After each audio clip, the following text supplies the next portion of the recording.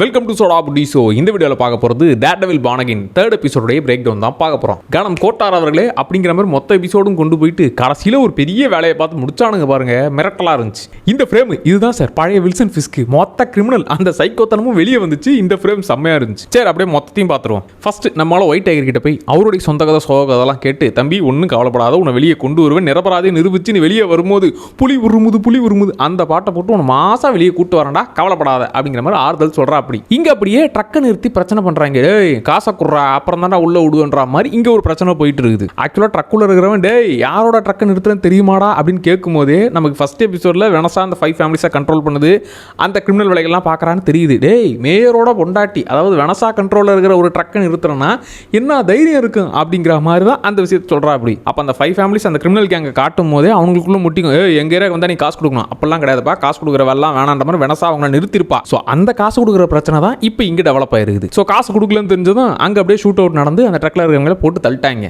இப்போ அப்படியே வெனசா ஆஃபீஸ்க்கு பக்கம் வராங்க.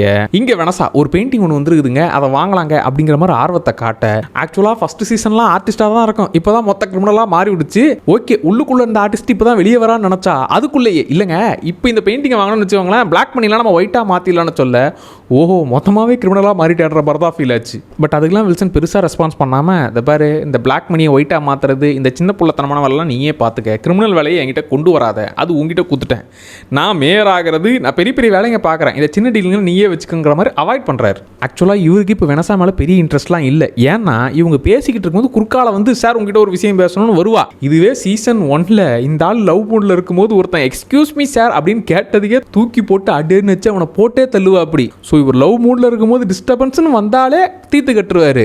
ஆனால் இப்போ குறுக்கால வந்து அவள் பேசுகிற வரைக்கும் கேட்டுக்கிட்டு இருக்காரு. அவளுக்கு குறுக்கில் வந்து சார் இந்த மாதிரி ஒரு ஷூட் அவுட் நடந்துருக்குது பெரிய கேங் வார் மாதிரி ஸ்டார்ட் ஆகுதுங்கிற மாதிரி வார்னிங்கை கொடுத்துட்டு போறா. அப்போ அவர் இந்த ஆஃபீஸர் கேல வருங்கனால அவங்ககிட்ட இந்த கேஸை கொடு ஏன்னா போன எபிசோடில் உன்னை மேயரா தூக்குறேன்டா அப்படின்னு வாய் பேசி வாங்கி கட்டினால அவங்ககிட்ட இந்த வேலையை கொடு பேசுகிற வாய்க்கு இந்த வேலையாச்சு பார்க்கணுங்கிற மாதிரி அவனை கோத்து விட சொல்கிறாரு. ஸோ இந்த 5 ஃபேமிலிஸ்க்குள்ளே சண்டை ஸ்டார்ட் ஆயிடுச்சு. நான் ஆல்ரெடி கண்ட்ரோல் பண்ண பார்த்தேன் இங்கே வந்தால் காசு கொடுக்கணும் அங்கே வந்தால் காசு கொடுக்கணுன்ற மாதிரி அந்த பிரச்சனை ஸ்டார்ட் ஆயிடுச்சுன்னு வெனசாவும் சொல்ல இதை பாருங்க அதை நம்ம தீர்த்து வைக்கணும் அப்படின்னு அவள் பேச வரும்போது இங்கே பாரு அவனுங்க எலி மாதிரி அவனுக்குள்ளே அடிச்சுக்கிட்டு சாவானுங்க அதை வேடிக்கை மட்டும் பார்க்கறதோடு நிறுத்திக்கணும் அங்கே போய் பஞ்சாயத்து பண்ணுற வேலைலாம் பார்க்கக்கூடாதுன்னு சொல்ல ஏங்க நீங்களும் இப்போ இல்லை நானும் கிரிமினல் வேலையை பார்த்துக்கிட்டு இருக்கேன் யாராச்சும் ஒருத்தர் எடுத்து பார்த்துக்கணுமா இல்லையான்னா இந்த வேலை என்கிட்ட கொண்டு வராது அப்படிங்கிறப்ப மீண்டும் அவாய்ட் செய்கிறார்.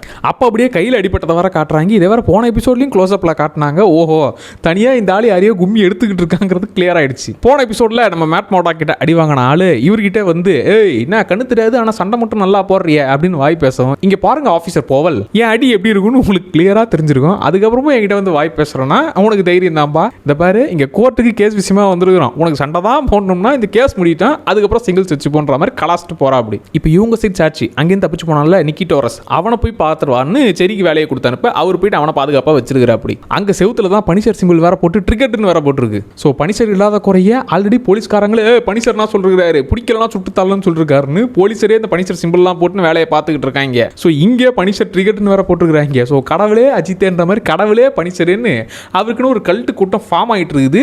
அதனாலேயே இப்போ பனிஷர் வேற வழி இல்லாமல் திரும்ப வர வேண்டிய நிலைமைக்கு தள்ளப்படுவார். இங்கே இவன்ட்ட சரி வந்து டேய் சேஃபாரா சுற்றி இவ்வளோ பிரச்சனை போயிட்டு இருக்கடான்ற மாதிரியே அவனை சொல்லிட்டு இங்கேருந்து போறா. அப்படி ஆக்சுவலாக நெல்சன் இல்லாத குறைய இதில் நல்லாவே ஃபீல் பண்ணலாம். ஏன்னா நெல்சன் இருந்ததுன்னு வச்சுக்கோங்களேன் பனிஷர் அவ்வளோ கொலையை பண்ண பனிஷரையே இங்கே பாருங்க அவன் ஹீரோ நாட்டுக்காக எவ்வளோ நல்லது செஞ்சிருக்கான் தெரியுமான்னு அப்படியே பிளேட்டை மாற்றி எல்லாருக்கும் புரியுற மாதிரி கேஸை மாற்றி விட்டுருப்பான். ஸோ அந்த டெக்னிக்கு தான் இப்போ இவருமே திரும்பி கையாள போறாரு. இப்போ இவர்கிட்ட அடி வாங்கின ஆஃபீஸர் போவல் அவருடைய மொத்த சாட்சியுமே அப்படியே உல்டாவா சொல்றாரு. ஐயா ஜட்ஜ் ஐயா நானும் இந்த செத்து போன போலீஸ்காரனும் 2 பேரும் மட்டும்தாங்க அந்த ஸ்டேஷன்ல இருந்தோம் யாருமே இல்லை. திருதிப்புன்னு ஒருத்தன் கொலவெறியோட ஓடி வந்துகிட்டு இருந்தான். ஒருத்தனை பார்த்தாலே தெரியாதா அவன் அப்பாவியா இல்லை அநியாயம் பண்றவனான்னு போலீஸ்காரனாச்சே அதனால பார்த்ததுமே கண்டுபிடிச்சிட்டாங்கய்யா வந்து டக்குன்னு ஒரு போலீஸை தள்ளி விட்டான் ட்ரெயினில் என்னமோ வீடியோ கேமில் கொள்ற மாதிரி விளையாட்டுக்கு கொண்டு விட்டு அவன் சிரிச்சுக்கிட்டு இருக்காங்கய்யா அப்படின்னு இவனை சைக்கோவாவே ஃப்ரேம் பண்ணிட்டாரு. இப்போ நம்ம மேட் மோர்டாக் இங்கே சுற்றி இருக்கிற நிலவரத்தை வச்சு இப்போ நிக்கி டோரஸை கூட்டு வந்தால் ஒர்த்து இல்லையாங்கிறத கிளியர் ஆகிக்கணும். ஏன்னா சுற்றி போலீஸ்காரங்க இருக்கிறாங்க அதனால இப்போ போட்டு வாங்கலான்னு இந்த பாரு அப்போ நீங்கள் மட்டும்தான் இருந்தீங்க வேற யாருமே இல்லை எனக்கு என்னமோ நிக்கி டோரஸ் கூட நீங்கள் டீலிங் வச்சுக்கிட்டா மாதிரி மாதிரியும் அந்த டீலிங்கில் தகராறு ஏற்பட்டு நீங்கள் சண்டை போட்டா மாதிரின்றான்னு நான் கேள்விப்பட்டேன் அப்படின்னு இவர் சொல்ல, பின்னாடி ஒரு போலீஸ்காரன் பனிஷர் சிம்பிள் போட்டவன் அங்கே சைடில் நிக்கிட்டு வருஷம் இங்கே வரமாட்டான்ல, சாட்சி சொல்ல மாட்டான்ல அப்படின்னு சொல்லவும், ஓஹோ அவன் வந்தான்னா இப்போ மொத்த விஷயமும் வெட்ட வெளிச்சம் ஆகிடும், அவன் வரக்கூடாதுன்னு தான் பிளான் பண்ணுறீங்களா, அப்போ கூட்டு வரது ஒர்த்து தானான்ற மாதிரி கிளியர் ஆயிடுச்சு. அடுத்த நாள் சாட்சியை கூட்டு வரும்போது சாதாரணமாக கூட்டு வந்தால் மாட்டிப்பாங்கன்னு உங்களுக்கே தெரியுமே, ஏன்னா போலீஸ்காரங்களே அவன் வரக்கூடாதுன்னு நினைக்கிறாங்க. ஆல்ரெடி சீசன் 3 ஆஃபீஸர் நதீமை கூட்டு வரும்போது மேட் மர்டாக்கி கூட வருவார், அவர் சண்டை போட்டாச்சு காப்பாற்றுவார். ஆனால் இப்போ கூட்டு வருது சரி, அவரெல்லாம் சண்டைக்கெல்லாம் நம்ம எதிர்பார்க்க முடியாது. அதனால பழைய நம்பியார் டெக்னிக் தான், காலியான வண்டியில் கவனத்தை செலுத்தி விட்டு இங்கே வேற ஒரு வண்டியில் இவர் கோர்ட்டுக்கு கூட்டிட்டு வந்தாச்சு. இவ்வளோ ரிஸ்க் எடுத்து இந்த கமனாட்டியை கூட்டு வந்தா இங்கே வந்து கணம் கோட்டார் அவர்களே நான் உண்மை எல்லாத்தையும் ஒத்துக்கிறேன்னு சொல்லாம அப்படியே உள்டாவா, சார் நான் அந்த பிளாட்ஃபார்ம் பக்கமே போல சார், நான் இங்கே வீட்டில் தான் சார் இருந்தேன், எனக்கும் இந்த சம்பவத்துக்கும் சம்பந்தமே இல்லை சார்ன்ற மாதிரி அப்படியே பெல்ட்டி அடிச்சிடறான். அண்ட் பல்ப் வாங்குறது ஒன்று நம்ம மேட் மார்டாக்கு புதுசு இல்லை, பனிஷர் கேஸ்லேயும் இப்படி தான், தம்பி நாங்கள் ஒன்று நல்லவனு ஃப்ரேம் பண்ணிடுறோம், கடைசியில் ஐயா நான் செஞ்சதெல்லாம் தப்புன்னு ஒத்துக்கிறேன் அப்படின்னு நீ சொல்லணும்னு சொல்லியிருப்பாங்க.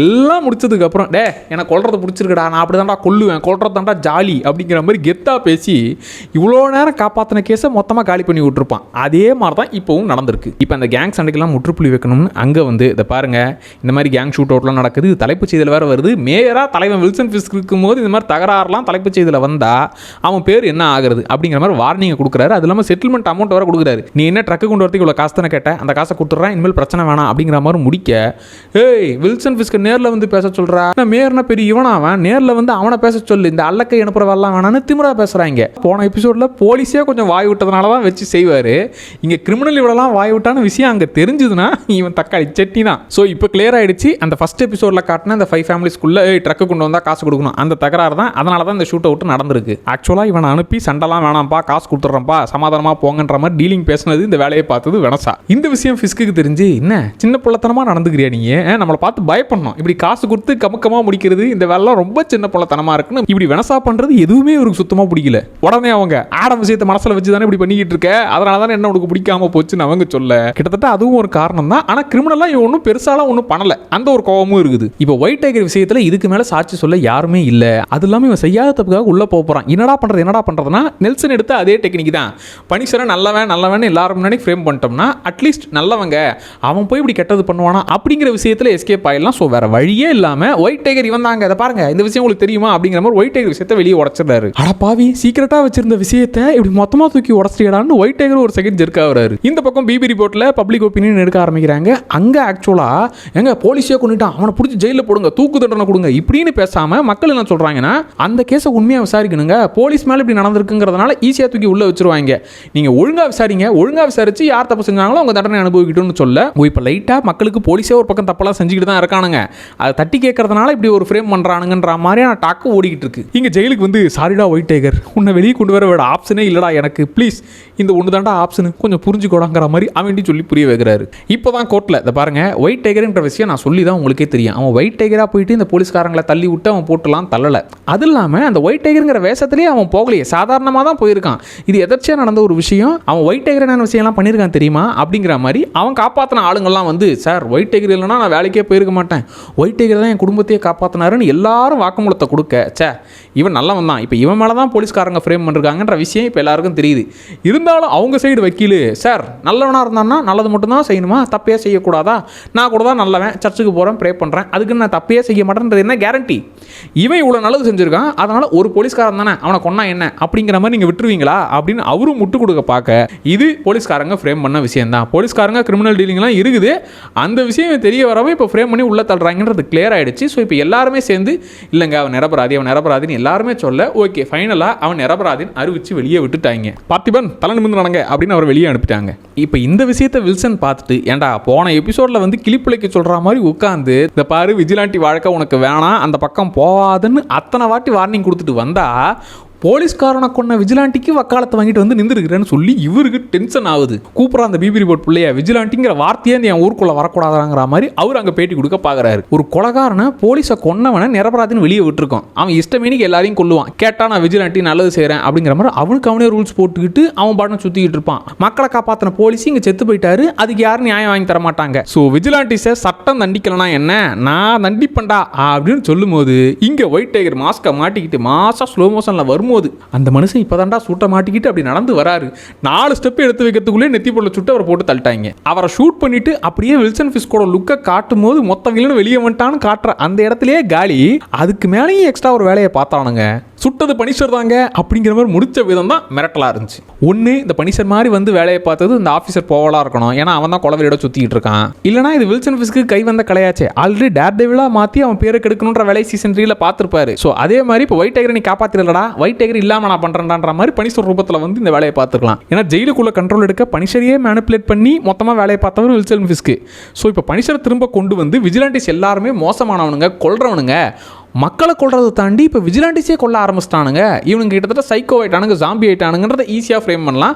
அதுக்காகவும் வில்சன் இந்த வேலையை பார்த்துருக்கலாம். ட்ரெய்லரில் காட்டின மாதிரியே இதுக்கு மேலே பனிஷர் வந்தால் மட்டும்தான் சரிப்பட்டு வரும். ஏன்னா டேர் டெவில் நான் வக்கீலா மாறுறதா ஹீரோவா ஆகிறதான்ற கன்ஃபியூஷன்லேயே சுற்றிட்டு இருக்கிறாரு. இவங்களால நெத்தி போட்டிலே சுட்டாதான் எல்லாம் சரிப்பட்டு வரும். அதுக்கு பனிஷர் வந்தே ஆகணும். அடுத்து பனிஷரோட என்ட்ரிலாம் பக்காவாக இருக்க போகுது. என்னப்பா பனிஷரோட சீரிஸ் மொத்தத்தையும் ஒரு ரீகேப்பாக போட்டுருவோமா? ஏன்னா சீசன் 2 முடிச்சுட்டு அவர் பாட்டுன்னு தனியாக கடையை போட்டார். அந்த கடை மொத்தத்தையும் கவர் பண்ணி பனிஷர் சீரிஸை மொத்தமாக ஒரு ரீகேப் போடலாமா அப்படிங்கிறத கமெண்ட்டில் சொல்லுங்க. அதையும் அடுத்து பண்ணி விட்டுறலாம். அண்ட் இந்த எபிசோட் எப்படி இருந்துச்சுன்றதை மறக்காம கமெண்ட்ல சொல்லுங்க. அடுத்த வீடியோல திரும்ப வரேன். Tata bye.